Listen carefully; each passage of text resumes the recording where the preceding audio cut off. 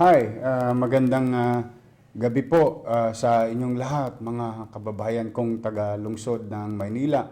Sana po ay nasa mabuti kayo kalalagayan at mabuting kalusugan habang nanonood po kayo ng aming regular update dito sa lungsod kung saan ang inyo pong pamahalang lungsod ay nagbo-broadcast halos sa araw-araw dito po sa opisina sa pamahalang lungsod ng Maynila. Dito po ay kahit papaano may update namin kayo kung ano ang sitwasyon ng ating lungsod at ng ating mga kababayan, mga naganap at magaganap sa lungsod. Lalo na partikular itong sama-sama nating nilalaban ng COVID-19 virus crisis. Mga kababayan, muli po ay nais kong ipahatid sa inyo ang sitwasyon ng may mga sakit sa ating mga kababayan sa lungsod. As of today, 5 p.m., on day 17 of our national government's plan and your city government's plan to contain and delay the said virus in our community, we have now total of 50 positive cases. Kahapon po ay 44, ngayon po ay nadagdagan ng 6 as per report of the Manila Health Department.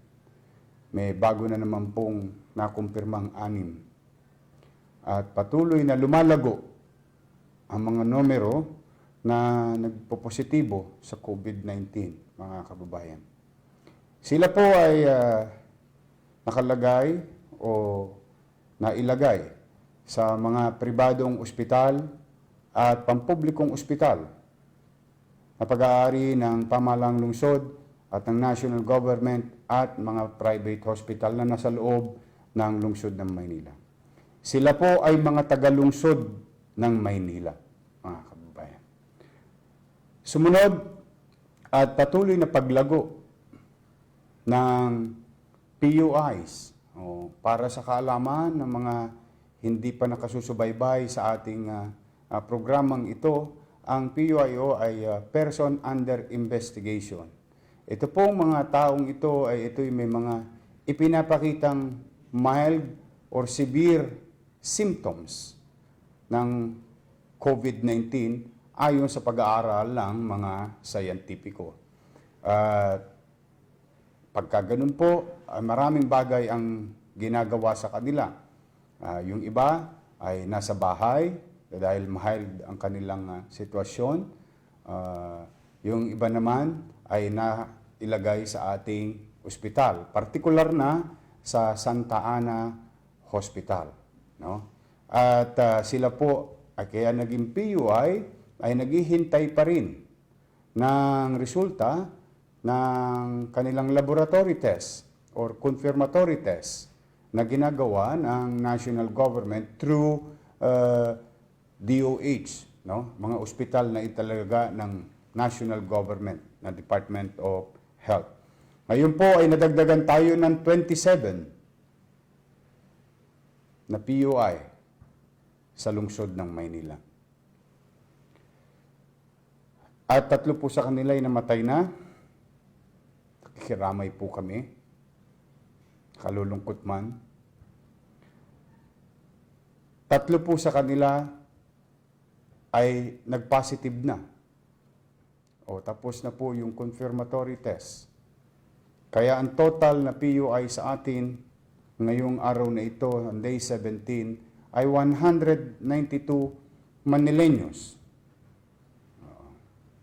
So, pag-iisipin nyo mga kababayan, 50 lang naman yan na may virus sa atin. 192 lang yan. Marahil yan ang iniisip ng mga nagiinuman sa kalsada, mga tumatambay sa kalsada. No? Yung mga walang magawa sa kalsada at ilang lumalabag sa mga tagubilin ng national government at local government. Opo, maaari pong maliit. Pero kung titingnan nyo at kayo'y patuloy na nakasubaybay sa amin, makikita nyo po yung exponential growth. Ano pong ibig sabihin nun, mga kababayan? Sa madalit salita, ibig sabihin, yung paglago ay dumodoble, yung doble, dumoble, yung doble, dumoble pa, and so on and so forth. So, ibig sabihin, mabilis po siyang kakalat. No? Bagay na ipagpasalamat natin sa Diyos, sa ating bansa, sa ginagawa ng national government, wherein talagang wala nang pwedeng pumasok na virus galing sa labas. Plus pangalawa, bagay na ipagpasalamat natin sa Diyos na dahil tayo archipelagic country. Pero bakit dumarami at lumalago exponentially ang mga cases ng PUIs at ng COVID-19 positive virus?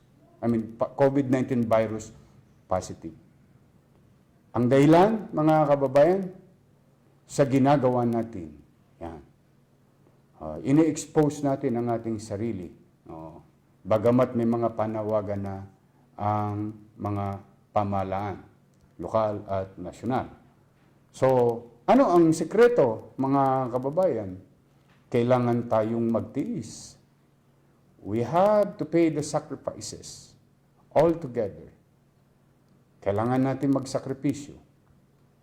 Tiisin natin itong hirap na dinaranas ng marami nating mga kababayan, mga nawalan ng hanap buhay, nagugutom, mga kababayan. Marami po. Maraming hirap na dinaranas ang ating mga kababayan ngayon. Pero wala pong gamot. At ang tanging solusyon ay bigyan ng agarang medikal na atensyon ang may mga sakit. At ang mga na-expose sa may sakit ay mailagay sa mga pasilidad or containment area nang siguraduhin hindi na sila makahawa pa. Pero dala ng mga ilan na nagiinuman pa sa kalsada, o barka-barkada pa, o meron pa akong na-report sa amin, hiniram yung pass sa nanay, o tapos naglaro ng basketball, o kanina po mga kababayan, o isang lasing, o yung ating mga taga-DPS na nagdi-deliver ng pagkain sa inyo, o binangga, o siya pa matapang, o lasing na, o binangga pa yung ating mga tao, pinagmumura pa. Mga kababayan, hindi ko naman maintindihan bakit may ilan pa tayong mga ganyang kababayan sa lungsod ng Maynila. Tingnan niyo po ang mga datos. At pag-aralan niyo, simple lang naman ito. 1 plus 1, simple mathematics. Dumarami. Kailan tayo magigising? Panawagan ko sa ilan. Kailan tayo magigising? Kapag inabot na natin yung katulad ng Italy, katulad ng China, ng Amerika. Ngayon, ang bansang Inglaterra, prinsipe, prime minister, mga leader, artista sa Estados Unidos, asawa ng Pangulo. Ano pa ba ang hinihintay natin? Walang pinipili ang ating kalaban. At ang masakit sa lahat, hindi natin nakikita. Minsan para bang wala tayong sintomas, pero nasa atin na pala. Kaya po, ako po hindi magsasawa at buong kababaang loob, nakikisuyo sa inyo. At paulit-ulit po, total laway lang naman to. Hindi ako mapapagod na magpaalala sa inyo. Para sa ikabubuti ng higit na nakararami po itong aming panawagan ng national government at local government. Para sa lahat. Pero magkaganon man, umasa kayo mga kababayang matitino. Umasa kayo mga kababayan kung nagtitiis. Umasa kayo mga kababayan kung nagsasakripisyo. Hindi natin papayagan ang iilan na sumuway. May gobyerno ang lungsod ng Maynila. At tuloy ang serbisyo ng gobyerno ng lungsod ng Maynila. At lagi ko ipinararating sa inyo, kung ito'y makapagbigay man lang ng maliit na kapanatagan sa inyong damdamin, puso't isipan, na ang inyong gobyerno ay 24/7. Hindi po kami titigil. Hindi po namin kayo iiwan. Kailangan lang namin ang inyong mga tulong. At malugod kong ipinagpapasalamat sapagkat marami sa inyo ang sumasagot na sa ating health survey. Para po sa inyong kaalaman, sa mga bago lamang nakapanood ng aming panawagan, kami po ay may health survey kung saan pinipilit naming abutin ang 1.8 million or about 1.1 million ng mga tagalungsod ng Maynila. Kung saan malalaman namin ano ang tunay ninyong kalalagayan. Mas madali, mas episyente, mas focus. Ibig sabihin, dala ng katapatan ninyo na ilahad ang sitwasyon ninyong pangkalusugan through that application, do sa messenger. So sa page ko po, just click the send message at tuloy-tuloy na po yun. Dahil dyan, maaari kayong makatanggap ng tawag sa aming Manila Health Department. Ang mga tao nasa likod niyan ay mga profesional. At huwag ko kayong kakabahan. Huwag ko kayong matatakot. Ang pagsasabi ng tapat ay nagsasama ng maluhat. Pag kayo nagsabi ng tapat, mas mabibigyan namin kayo ng agarang medical attention. No? Ibig sabihin, kayo ay may dadala na namin sa dapat na kalalagyan. At one way or another, mapoproteksyonan nyo din ang inyong mga mahal sa buhay sa loob ng bahay. So, yan po mga kababayan, no? At yan ang sitwasyon ng ating lungsod. At umasa kayo na ang ating namang mga medical facilities ay nakahanda at patuloy na lumalago, patuloy na lalakas. In fact, kahapon po nanawagan ako sa mga gustong mag-volunteer sa nurse or doctors, malugod namin kayo tatanggapin sa aming 6 na ospital, partikular na sa Santa Ana Hospital. Kagabi, nagdagdag na naman tayo ng mga bagong nurse, doctors, professionals. Pinirmahan ko po. Para lang ipakita sa inyo mga kababayan na pinalalakas natin ng husto. Ngayon, kaya pa natin. Pero ayaw kung dumating ang araw, lunin tayo ni COVID-19 at mahirapan tayo. Pero lalo kami mahihirapan ng kakahabol o habulin ni COVID-19 kung tayong mga kababayan mismo ay hindi makikiisa. Stay home, stay healthy, stay safe. Iwasan ang pakikisalamuha, social distancing. There is time for everything, mga kababayan. But this time, we must act all together. In synchrony, sabay-sabay. Para hong isang orkestra. Isa ang ating kinakanta, isa ang ating inaawit, isa ang ating ginagawa. Focus on one direction. Ang kalaban natin sa gerang ito, si COVID-19. Hindi ang pamahalaan, hindi ang kapitbahay natin, hindi ang barangay official natin, hindi ang pulis natin. Ang kalaban natin ay si COVID-19. Huwag na maligwak o maiba ang inyong isipan. Ang kalaban si COVID-19. Kaya po, sana, malugod ko po kayong hinihikaya. Ito'y simple panawagan. Sumunod po tayo, tupdin po natin, mga kababayan.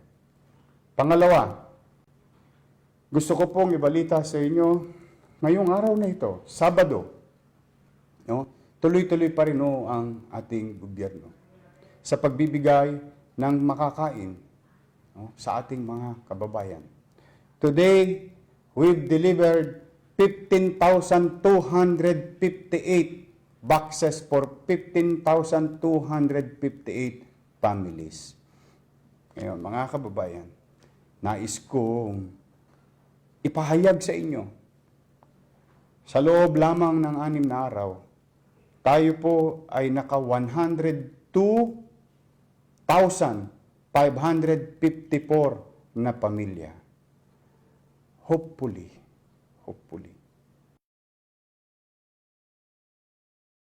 contribution. Ipinagpapasalamat ko sa taong bayan na nanonood nitong ating mga panawagan. Kakatok kami sa inyong bahay. Hindi nyo kailangan lumabas. Thank you very much sa inyo, mga kababayan ko. As you all know, we will not stop.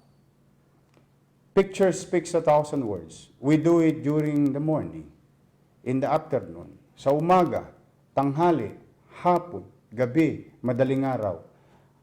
Pag may dumating na supplies, deliver agad. Wala na pong patagalan. In fact, yung aming isang bodega, no? Ang ginawa po namin, kaysa maghintay naman, kami na po nag-repack. At ngayon, habang nag-uusap tayo, may awa ang Diyos. Aming pong pupunan ang isang malaking lugar. Apakalaki na lugar ng mga mahihirap nating kababayan. Pinupunan po natin yung kanilang pangangailangan. 24,000 families. Isang barangay lang yun. And we're doing overnight. Kulang lang po ng ilang piraso, hindi ko na po pinakakahon. Ngayon, kung sakali naman, halimbawa mga kababayan, para wag magkalituhan, yung ibang box na nakukuha nyo, DSWD, galing po yun sa national government. Higit sa lahat yung maraming box na nakikita ninyo, City of Manila, galing po yun sa City of Manila. Yung mga bigas at mga dilat naka-plastic, galing po yun sa siyudad ng Maynila at sa mga nagdo-donate sa lungsod ng Maynila. We're really trying to pull. Hinihila namin lahat, hinihigop namin lahat ang mga resources para matugunan natin ang pangangailangan ninyo. Wala na pong problema sa pagbibigay. Ang problema na lang ay yung ibibigay, mga kababayan. Kaya po naging epesyente naman at maraming salamat sa mga barangay officials at maraming salamat sa ating mga volunteer, sa Liga ng mga Barangay, sa MSWD, DEP or Department of Engineering, headed by Engineer Andres, DPS, headed by Kenneth Amorao. Kahit na sa kabila ng merong sumakabilang buhay na bahagi ng pamahalaan na taga-DPS, dala ng pagtulong sa pagbuhat, pag-repack, paglagay sa truck, pag-deliver. Sumakabilang buhay siya. Nakikiramay po kami. We will attend to you as soon as possible. So, mga kababayan, we will try to reach you. We will try. In our own little way. In our own little way. Hindi po namin kayo iiwan. We will be here. I will be here. 24/7, mga kababayan. So, yan po, 100,000 at 2,554 na pamilya na po ang naabot natin. Marami pa. Marami pa. Marami pa. Kaya po, pipilitin namin. As long as the supplies dumating, we will deliver as soon as possible. Huwag nyo na lamang pong pagsisilosan.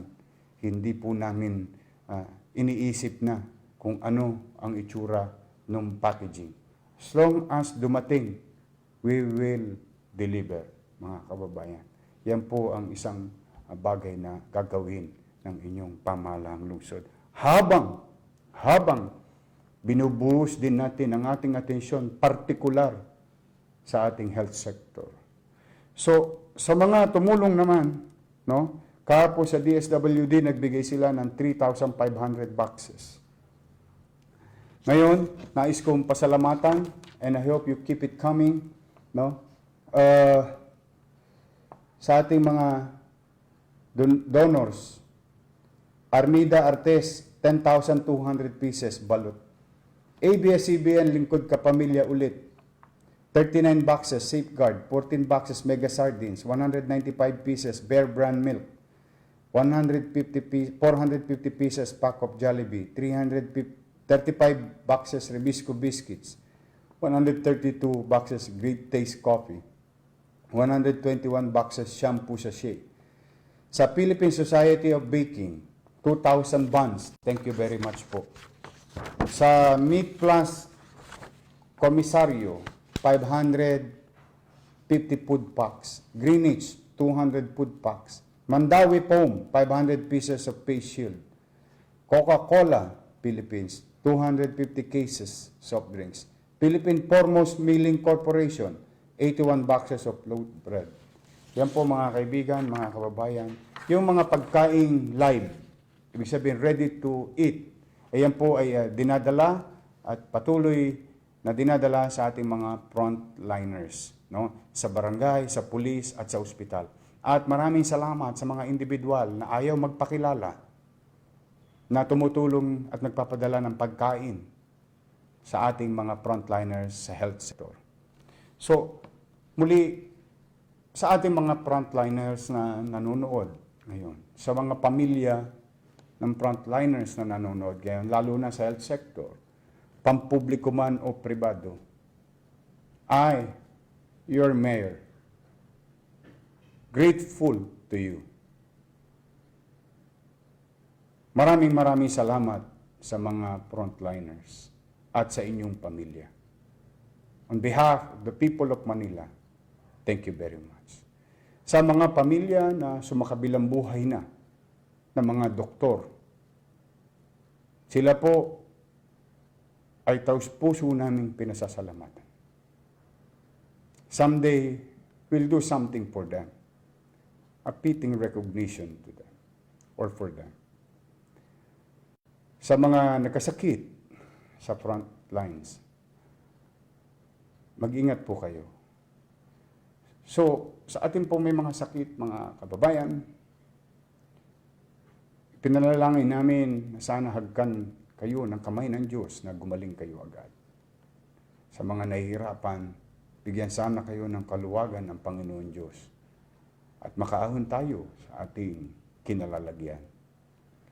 Again, sa mga frontliners, police, barangay officials, and particularly health sectors, mga doctors and nurse and medical staff, isasama namin kayo sa aming mga panalangin.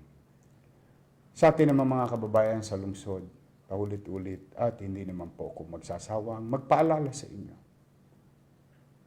Walang magmamalasakit sa ating mga batang Maynila, kundi tayo rin kapwa batang Maynila. Kaya nawa, lagi kong hinihiling ang pakikiisa ninyo.